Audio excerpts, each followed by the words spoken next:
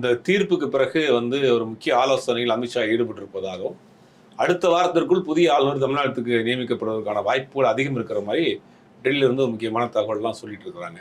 ஏன்னா அவர் ஜூலை மாதம் வரைக்கும் அவருக்கு பதவி இருக்கு. இருந்தாலும் கூட தமிழ்நாட்டில் இவருடைய ஆளுநரை தாண்டி இவர் செய்த அரசியல்ங்கிறது மிகப்பெரிய அளவில் முகம் சுளிக்க வைக்கக்கூடிய அளவுக்கு போயிருச்சு. தமிழ்நாட்டில் பெருசா எந்த ஆளுநருக்குமே இந்த அளவுக்கு எதிர்ப்பு கிடையாது. அப்படிங்கும்போது தேர்தல் அடுத்த வருடத்தில் வரப்போகும் போது இந்த ஆளுநரை வைத்துக் கொண்டு தமிழ்நாட்டில் அரசியல் செய்ய முடியாது பாஜக. இந்த ஆளுநருடைய எதிர்ப்பும் அந்த தேர்தலில் மிகப்பெரிய அளவில் எதிரொலிக்கும் அப்படின்னு ஆல்ரெடி இந்த தீர்ப்பு வருவதற்கு முன்னாடியே ஆளுநருடைய மாற்றுறதுக்கான வேலைகள்லாம் செய்ய ஆரம்பிச்சிட்டாங்க. இப்போ அதற்காக இப்போ இந்த தீர்ப்பு வந்த பிறகு இனிமேல் அங்கே தொடர்வது ரொம்ப ஒரு தர்மசங்கடமான சூழ்நிலைக்கு தள்ளப்பட்டோம். நம்ம நாகரிகமா சொல்றோம், அந்த தர்மசங்கடமான சூழ்நிலைக்கு தள்ளப்பட்டோம்.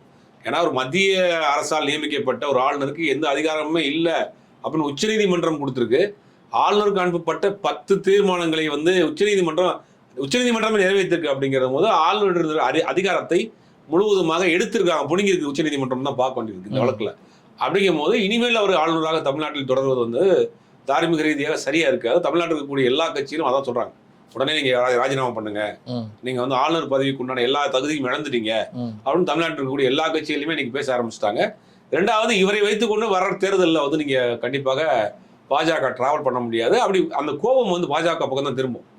அப்படிங்கிறதுனால இவரை மாற்றுவதற்கான ஏற்பாடுகள் ஏற்கனவே பண்ணிட்டு இருந்தாங்க. இப்போ இந்த பிரச்சனையும் வந்த பிறகு அவசர ஆலோசனையில் ஈடுபட்டிருப்பதாக ஒரு தகவல் வருது. அடுத்த வாரத்திற்குள் தமிழ்நாட்டிற்கு புதிய ஆளுநர் மாற்றம் அப்படிங்கிறது உறுதியாக இருக்கும் அப்படிங்கிற மாதிரி ஒரு தகவல் சொல்றாங்க.